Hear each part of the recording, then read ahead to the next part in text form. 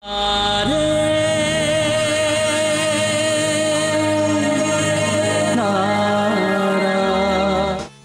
அழிக்க வேண்டியது அவசியம்தான் சாந்தனு. ஆனா என்னம்மா, நீ மகா பண்டிதர் ஆகிறதுக்கு இன்னொரு காரியத்தை பண்ணியே ஆகணும்.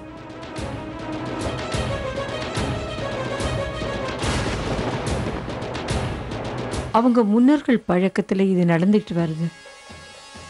மகா பண்டிதர் ஒருவேளை இறந்துட்டார்னா மகா பண்டிதனுக்கு எல்லா அதிகாரமும் கிடைச்சிடும். ஆனா நிச்சயமா நீ இதை பண்ணியே ஆகணும். இப்பதான் விவேக் என்கிட்ட போன் பண்ணி சொன்னான். நீங்க ஏதோ முக்கியமான விஷயத்தை பத்தி அவசரமா பேசணும்னு போன் பண்ணி என்கிட்ட சொன்னான். மகனையா, 28 வருஷத்துக்கு முன்னால இந்த குடும்பத்துல ஒரு குழந்தை பிறந்தது. அந்த குழந்தை இறந்து பிறந்ததுன்னு எங்களுக்கு முன்னால சொல்லியிருந்தாங்க. ஆனா இப்பதான் எங்களுக்கு தெரிய வந்தது, அந்த குழந்தை உயிரோட தான் பிறந்திருக்கு. என்னது? அந்த குழந்தையால குலமே நாசமாயிடுன்னு ஒரு ரிஷி சாபம் கொடுத்தாராம். அதை கேட்டு என் மருமக ரொம்ப பயந்து போயிட்டா. அதனால அவ அந்த குழந்தைய தியாகம் பண்ணிட்டா. ஆனா இப்ப என்ன? அந்த குழந்தை திரும்ப வந்திருக்கு.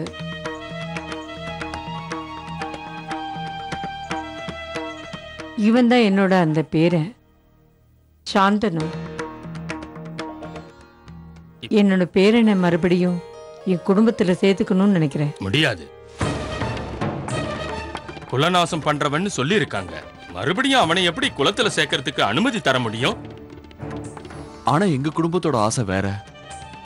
துளசிதாசு கூட குலநாசம் சொல்லுவாங்க.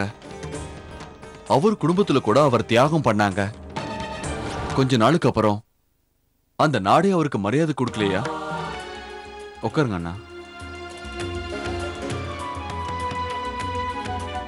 சாந்தனுவை மறுபடியும் பண்டிதர் குடும்பத்துல சேர்த்துக்கணும்னா அதுக்கு ஒரு அனுஷ்டானம் பண்ண வேண்டியது இருக்கும். அத பண்ணி முடிச்சாச்சுன்னா அதுக்கப்புறம் அவரை குடும்பத்துல சேர்த்துக்கலாம். என்னங்க, உங்களுக்காக பால் கொண்டு வந்திருக்கேன், பால் குடிங்க. அட, கரண்ட் கட் ஆயிடுச்சு.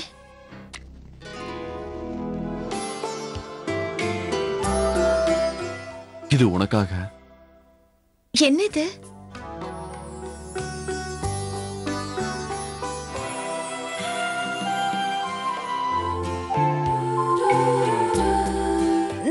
நான் உங்களுக்காக பால் கொண்டு வந்தேன். ஆறத்துக்குள்ள குடிச்சிடுங்க.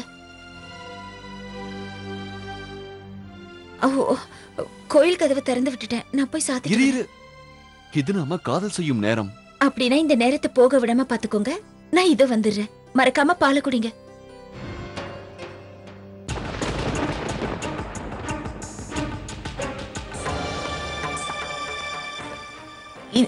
இந்த நேரத்துல நீங்க ஏதாவது வேணுமா? இல்ல, நான் என் ரூமுக்கு போலான்னு வந்தேன். என்ன வேலையை சொல்ல முடியும் சொல். அனுஷ்டானத்துக்கு தேவையானதெல்லாம் கோவிலுக்கு முன்னாடி வச்சிருவா. வச்சிரு.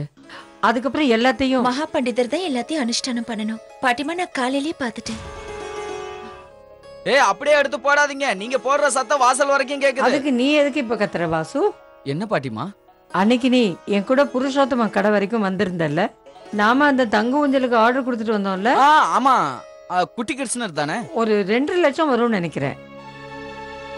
விவேக் கிட்ட பணத்தை வாங்கிட்டு போய் வாங்கிட்டு வந்துரு. நாளைக்கு அனுஷ்டானத்துக்கு அதை நான் வைக்கணும்னு இருக்கேன். இப்பயே வாங்கிட்டு வரேன். ஆனா பணம் கொடு. இந்த வாசு, பாட்டிமா, தங்க தொட்டில் வாங்குறது பொறுப்பான வேலை. அத போய் வேலைக்காரனை வாங்க சொல்றீங்க? வாசு இங்க வேலைக்காரி இல்ல சாந்தனு. எனக்கு அவனும் ஒரு சகோதரன் தான். ஆமா சாந்தனு, வாசுவும் நம்ம குடும்பத்துல ஒருத்தன் தான். எப்பா, சாந்தனு பேசினது தப்பா நினைக்காத. என்ன, அவனுக்கு இதெல்லாம் தெரியாதுல்ல? அண்ணா, நான் போய் அல்வாவுக்கு தேவையான நெய் இருக்கான்னு பாக்குறேன். நீ போ, நான் பாத்துக்கிறேன். ஒரு வேலைக்காரனை பையனா நினைச்சு வளர்க்குறாங்க. அவன் முன்னாடி என்ன அவமானப்படுத்துறாங்க. சீக்கிரமா எல்லாத்தையும் இவங்க கிட்ட இருந்து பறிக்கிறேன்.